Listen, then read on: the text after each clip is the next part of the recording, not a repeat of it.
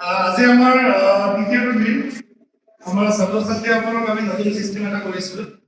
ইয়াতে এতিয়া বৰ্তমান 5জন টিচাৰে আমাৰ গাত কৰি আছে আৰু লগে কিবা ডাউট ওলালে লগে সলিউশ্যন কৰাৰ ব্যৱস্থা আছে। এই ছাত্ৰসকলে ডাউট কৰিছে, এইটো ফাৰ্ষ্ট ইয়েৰ ষ্টুডেণ্ট। আজি ফুলৰ কিবা এটা পিকচাৰ দিয়া হৈছে, পিকচাৰটো ল'ৰা ছোৱালীয়ে ড্ৰ কৰি আছে। ল'ৰা ছোৱালীয়ে বায়'লজি পঢ়ি আছে খুব ধুনীয়াকৈ। যিহেতু বায়'লজিটো বহুত ৱাৰ্ডেছ আছে, বৰ্তমান বায়'লজি গঠন কৰিব লাগিব। ছাত্ৰ ছাত্ৰীসকলে এতিয়া খুব ধুনীয়াকৈ পঢ়াত ব্যস্ত হৈছে আৰু ছাত্ৰ ছাত্ৰীসকলে যদি এনেকৈ ডেইলি 5 ঘণ্টা বা 6 ঘণ্টা যদি পঢ়িব পাৰে, তেতিয়াহ'লে নিঃসন্দেহে আমি সিহঁতৰ পৰা ভাল ফলাফল এটা আমি আশা কৰিব পাৰিম। আমি প্ৰথমত অলপ টেনশ্যন লৈছিলোঁ যে এইটো দিলে ল'ৰা ছোৱালীবিলাকে পঢ়িব নে নাই, কিন্তু ল'ৰা ছোৱালীসকল যথেষ্ট ভাল ল'ৰা ছোৱালী আমি পাইছোঁ। তাতে খুব ধুনীয়াকৈ পঢ়ি আছে, টেনশ্যন লৈ থকাৰ প্ৰথম অৱস্থাত বৰ্তমান তাৰ মুখত হাঁহি। যেতিয়া আমি ছাত্ৰ ছাত্ৰীৰ মুখত হাঁহি দেখিবলৈ পাওঁ, তেতিয়া আমাৰ গোটেই দিন কষ্ট কৰিলে আমাৰ অসুবিধা নালাগে। কাৰণ আপোনালোকে জানে, ৰাতিপুৱা 7:30 বজাৰ পৰা 4টালৈকে ক্লাছ চলি থকাৰ পিছতো আমাৰ টিচাৰসকলে এতিয়ালৈকে গাইড কৰি আছে। ৰাতি 12টালৈকে টিচাৰসকলে গাইড কৰে। আমাৰ আৰু এটা ৰুমত আমাৰ চলি আছে, ইয়াতে আমাৰ টিচাৰসকলে গাইড কৰি আছে। আমাৰ ছেকেণ্ড ইয়াৰৰ ছাত্ৰসকলে পঢ়ি আছে। কি পঢ়ি আছে? এই যে তোমাৰ এই চিষ্টেমটো তুমি কেনেকুৱা ভাল পাইছা নে নাই? কেনেকুৱা পঢ়া হৈছে নে নাই? পঢ়া সঁচাকৈ হয় নে নাই? তোমাৰ ঠাণ্ডা হোষ্টেলত কিন্তু ভাল হয় নে নাই? গতিকে আমাৰ ছাত্ৰ ছাত্ৰীসকলে খুব সুন্দৰকৈ নিজকে পঢ়াত মনোনিৱেশ কৰিছে আৰু এনেকৈ যদি সিহঁতে পঢ়ে, তেতিয়াহ'লে আমি যিটো আশা কৰিছোঁ তাতকৈ এইবাৰ আমি তাতকৈ আৰু বেটাৰ ফলাফল আমি পাবলৈ সক্ষম হ'ম। আমাৰ বিশেষকৈ স্কুল ছেকশ্যনৰ ষ্টুডেণ্টখিনিৰ কাৰণে এবাৰ নতুনকৈ এটা ব্যৱস্থা আমি হাতত লৈছোঁ। ইয়াতে ষ্টুডেণ্টখিনি খুব সুন্দৰকৈ নিজকে পঢ়াত ব্যস্ত ৰাখিছে। আমাৰ ছাৰে খুব সুন্দৰকৈ আমাৰ ৰিভিউ কৰি আছে। আৰু ল'ৰা ছোৱালীসকলো খুব মানে অনেষ্ট হয়, নিজে পঢ়িবৰ কাৰণে খুব চেষ্টা কৰে। আৰু সিহঁতৰ যেতিয়া আমি পঢ়াৰ কষ্ট দেখাব, তেতিয়া আমি ইমানেই কষ্ট নকৰিব, তেতিয়া আমাৰ অসুবিধা নালাগে। তো আপুনি যদি এজন ষ্টুডেণ্টক সুধিব বিচাৰে, তেতিয়াহ'লে আপুনি নিশ্চয় সুধিব পাৰিব যে কচোন পঢ়াটো হৈছেনে? কি পঢ়ি আছে এতিয়া? Social science. কি পঢ়িছা? জিঅ'গ্ৰাফী। গতিকে জিঅ'গ্ৰাফীৰ কিবা এটা মুখস্থ ক'ব পাৰিবা? কোৱা। What is atmosphere? The gaseous uninterrupted envelope of air surrounding the earth from its center. This is very good, very good, very good. পঢ়া লিখা হৈছেনে?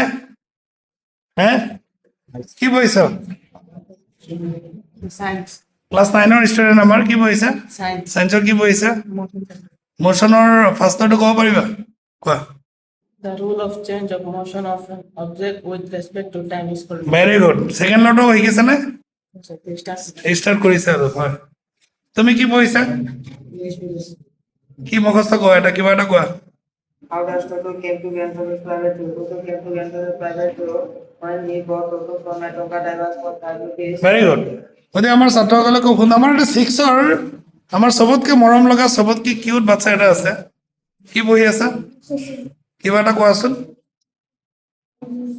The earth,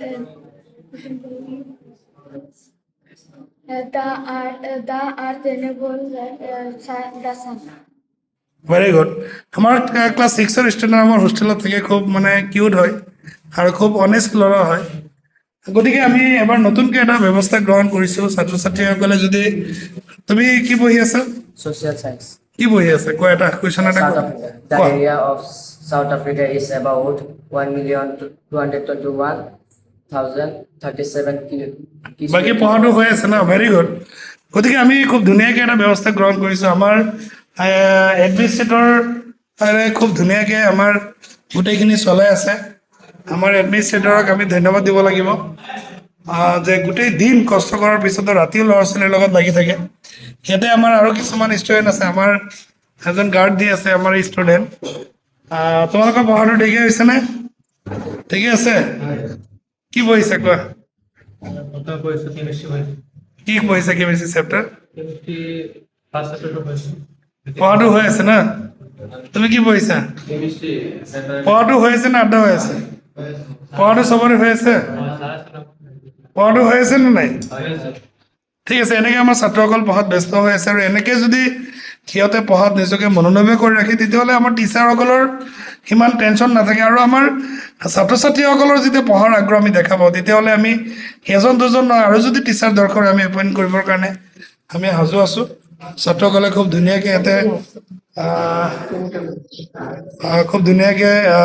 ইয়াতে পঢ়ি আছে আৰু আমাৰ এজন গাৰ্জেনো আছে, খুব এজন অভিজ্ঞ গাৰ্জেন। আপুনি কওক, আমাৰ ৰাতি কলেজত ষ্টাডি কৰা হয়, যিখিনি কেনেকুৱা পালে? নাই, ভাল লাগিছে। আমাৰ ল'ৰা ছোৱালী লিখা পঢ়াত ব্যস্ত। আমি মানে ছাৰ এইবাৰ ব্যৱস্থা কৰিলোঁ 6টাৰ পৰা 10:30লৈকে হয় ছাৰ। পঢ়াটো কম্পালচৰি কলেজত, আমাৰ হোষ্টেলৰ বয়সৰ কাৰণে। হয় ছাৰ। আপুনি এই ব্যৱস্থাটোক ভাল পাইছেনে নাই? ছাৰ খুব ভাল, এনেকা হ'লেহে ৰিজাল্ট কৰিব পাৰিব। আমাৰ খুব এজন মানে আমাৰ খুব এজন ৱেল উইচাৰ হয়, যিকোনো সময়তে আমাৰ লগত আমাৰ যোগাযোগ কৰে আৰু মই এজন অভিভাৱক হিচাপত তেখেতৰ পৰা মই সদায় অভিভাৱকত্ব মই বিচাৰোঁ আৰু তেখেতেও যেতিয়াই সময় হয় তেতিয়াই আহে। আজি ৰাতি এতিয়া 11টা বাজিব, 10:30 বাজিব হ'ল, তেখেতে আমাৰ মাজত আহিছে, আপোনাক আমি ধন্যবাদ জ্ঞাপন কৰিছোঁ। আৰু এনেকৈ সদায় মই থাকোঁ নাথাকোঁ, আজি আছোঁ, মই কালি নাথাকিব পাৰোঁ, অনুষ্ঠানটো আপোনালোকে ধৰি ৰাখিব লাগিব। আমাৰ শিক্ষাগুৰুসকল 5জন শিক্ষাগুৰু আছে, সকলোকে মই আপোনাক চিনাকি কৰি দিম আৰু আপুনি এনেকৈ আহি থাকিব। গতিকে ইয়াতো আমাৰ পৰীক্ষা নহয়, ইয়াতে ক্লাছ চলি আছে, খুব ধুনীয়াকৈ বহি আছে। তোমালোক সকলোকে মই ধন্যবাদ জ্ঞাপন কৰিছোঁ, ইমান ধুনীয়াকৈ বহি আছা। হা, আৰু কেইটালৈকে বহিবা? আৰু 1 ঘণ্টা নে 2 ঘণ্টা? আৰু 2 ঘণ্টা বহিবি? Thank you so' much.